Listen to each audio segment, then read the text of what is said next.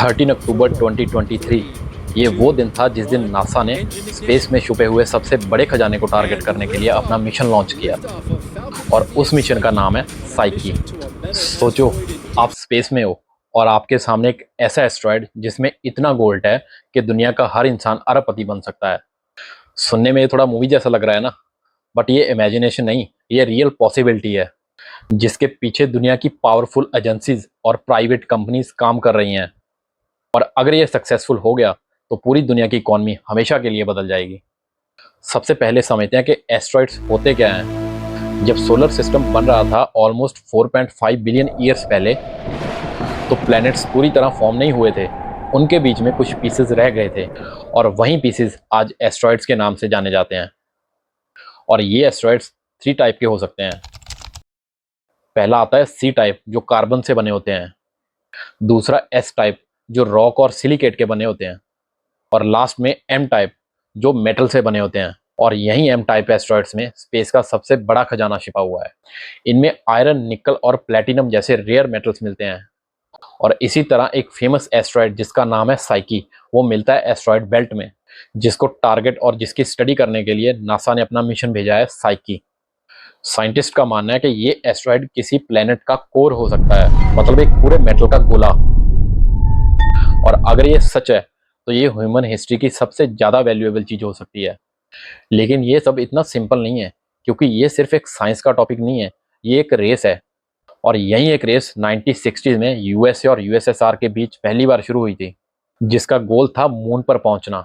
But आज ये race बहुत अलग है। आज का गोल सिर्फ मून पर पहुंचना या किसी अदर प्लेनेट पर पहुंचना नहीं है।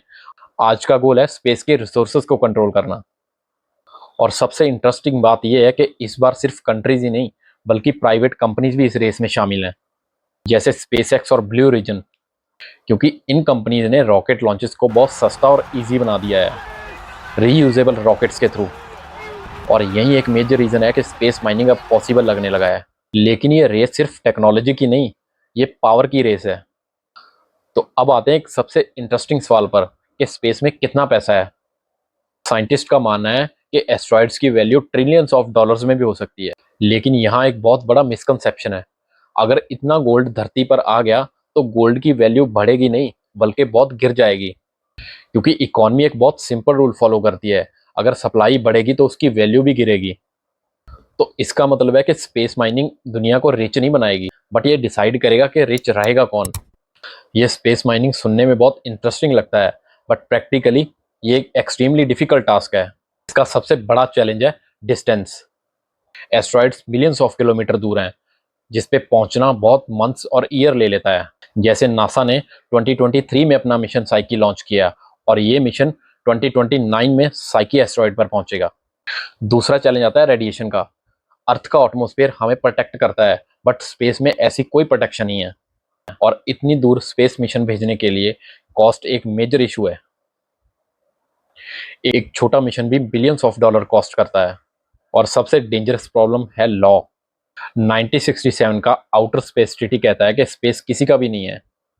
लेकिन कुछ कंट्रीज ने लॉज बना दिए हैं जो अपनी कंपनीज को रिसोर्सेज ऑन करने की परमिशन देता है। और यही फ्यूचर कॉन्फ्लिक्ट का रीजन भी बन सकता है। तो क्या फ्यूचर में स्पेस माइनिंग पॉसिबल है?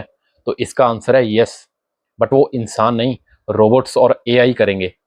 एस्ट्रॉइड से मटेरियल्स निकाले जाएंगे और वो स्पेस में ही प्रोसेस होके आएंगे। और धीरे धीरे स्पेस एक इंडस्ट्री बन जाएगा। जैसे आज फैक्ट्रीज अर्थ पर हैं, वैसे कल फैक्ट्रीज स्पेस में भी हो सकती हैं। लेकिन सबसे बड़ा सवाल ये है कि क्या स्पेस माइनिंग दुनिया में सबको रिच बनाएगा या फिर कुछ पावरफुल लोगों को ही? तो हिस्ट्री हमें एक चीज सिखाती है कि जहां रिसोर्सेज होते हैं वहां कॉन्फ्लिक्ट्स होते हैं। तो नेक्स्ट टाइम आप जब स्काई में देखो तो वहां सिर्फ तारे मत देखना, वहां फ्यूचर का सबसे बड़ा गोल्ड माइन छुपा हुआ है।